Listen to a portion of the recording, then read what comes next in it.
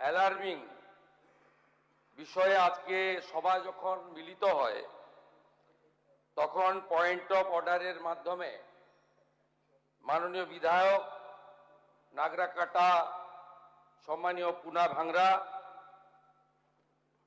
মাননীয় বিধায়ক কালিয়াগঞ্জ উৎপল মহারাজ এবং অন্যান্য একাধিক বিধায়ক এখানে তুলে ধরেছেন নওদা বিধানসভার বিধায়ক মাননীয় হুমায়ুন কবিরের দুটি জায়গায় অত্যন্ত আপত্তিজনক সাম্প্রদায়িক এবং সমাজ এবং রাজ্যের পক্ষে ক্ষতিকারক বক্তব্যের উপরে আমার সঙ্গে পরিষদীয় মন্ত্রী ডক্টর শঙ্কর ঘোষ যোগাযোগ করেছিলেন। আমি তাকে আশ্বস্ত করেছিলাম যে মাননীয় অধ্যক্ষ মহোদয় অনুমতি দিলে আমি এই সংক্রান্ত একটি স্টেটমেন্ট হাউসে রাখব। প্রথমত, মাননীয় হুমায়ুন কবির যে বক্তব্য রেখেছেন এই বক্তব্য আপনাদের কাছে আমি পড়ে শোনাচ্ছি।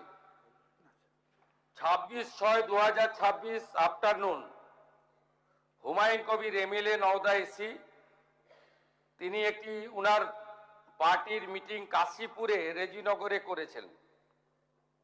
সেখানে তিনি বলছেন এই যে অনামিকা ঘোষ সে ভোটে হেরে মনে করছে আমি এমএলএ, এখানে ভোটে হেরে বিজেপি মনে করছে আমি এমএলএ, এখানে এখন আস্ফালন করে বেড়াচ্ছে।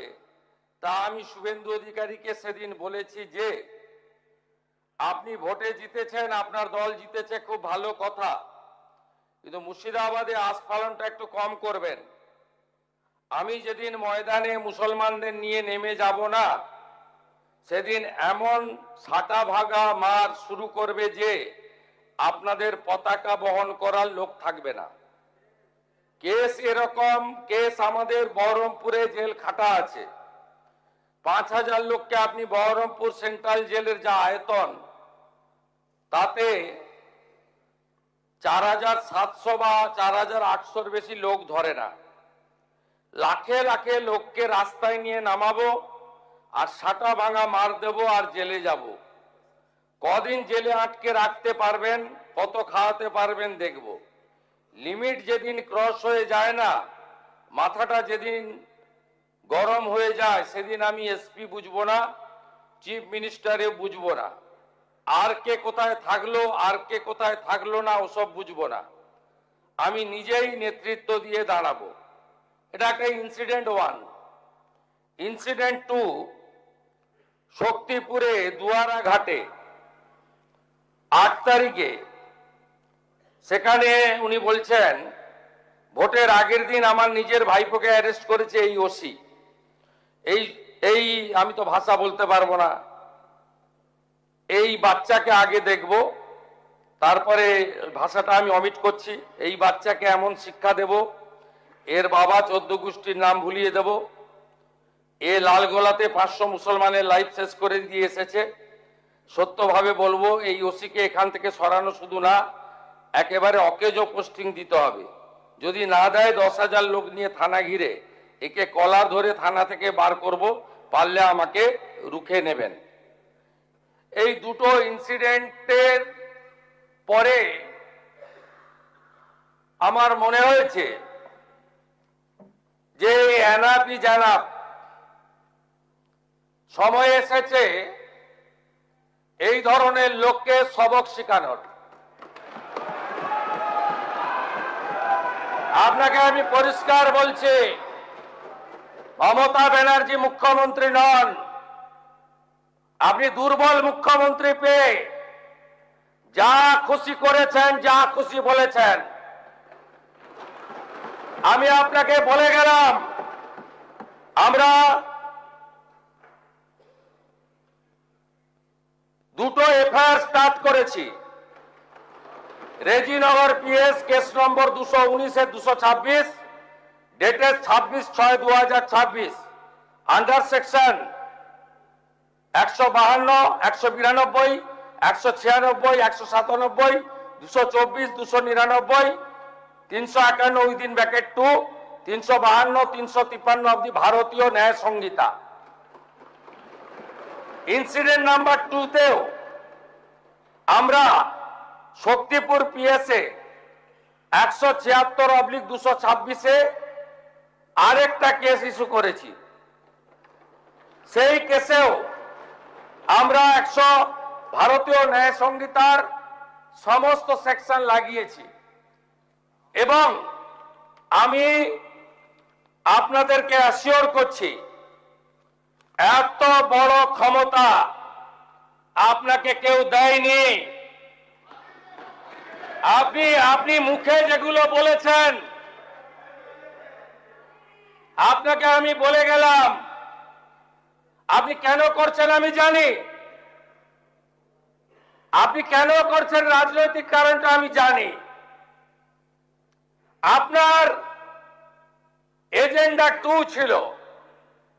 1 এজেন্ডা ভরতপুর, রেজিনগর, নওদায় সব নির্বাচিত পঞ্চায়েত যে দলেরই হোক ভেঙে আপনার পার্টিতে নিয়ে যাওয়া। আপনি সেটা করতে পারছেন না। আর দ্বিতীয় হচ্ছে আপনি 2টো সিটে জিতেছেন, নিয়ম মেনে একটাই রিজাইন করেছেন রেজিনগর।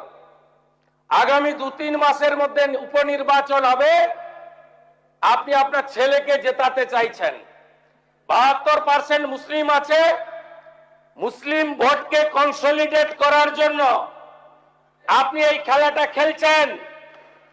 আপনি কান খুলে শুনে রাখুন, আপনাকে এইভাবে ধমক হুমকি বেপরোয়া লাগাম ছাড়া কথা বলতে দেব না, দেব না, দেব না। আপনাকে আমি শুধু 3টে উদাহরণ দিলাম। সন্দেশখালীতে একজন ছিল,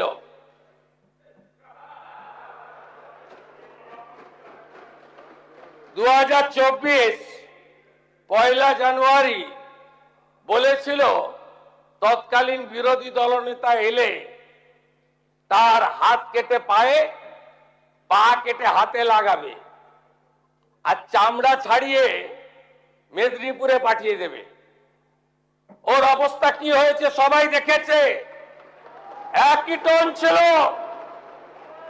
আরেকটা জীবনতলার গুন্ডা ক্যানিং ভারত, ওর অবস্থাও কি হয়েছে দেখতে পাচ্ছে সবাই। আরেকটা পুষ্পা ঝুঁকে গায়ে নেই, এমন ঝোঁকা ঝুঁকেছে খালি পায়ে, ছোট প্যান্ট পরে, কান ধরে উঠবস করতে করতে যাচ্ছে। আপনাকে আমি বলে গেলাম পুলিশ তার ব্যবস্থা নেবে। আর আমি 1 সপ্তাহ পরে মুর্শিদাবাদে যাচ্ছি। আমি প্রমাণ করে দেব ভারতবর্ষের সংবিধান, আইন শেষ কথা বলে, কোন বাপের আবাদ শেষ কথা বলে না। আপনাকে সংযত হওয়ার, সতর্ক হওয়ার, এই ধরনের কথা প্রত্যাহার করার এবং ভবিষ্যতে এই ধরনের কথা বলার আগে 25 বার ভাবার হুঁশিয়ারি দিয়ে আমি সবাইকে আশ্বস্ত করছি। আপনারা ভাবছেন কেস হয়েছে, অ্যাকশন কবে হবে? যারা ওকে ডেকেছিল এই সভাতে তাদেরকে আগে তুলব, তারপরে আপনার কাছে যাব। যা করার করব আমি আশ্বস্ত করছি আপনাদের। আপনি ধরে রাখুন, এটা ওর শেষ বক্তব্য, ধরে রাখতে পারেন। এই সরকার আইনের শাসন প্রতিষ্ঠা করবে, গুন্ডাদের শাসন সমাপ্ত করবে, নিশ্চিন্ত থাকুন। সবাই ভালো থাকবেন, ধন্যবাদ।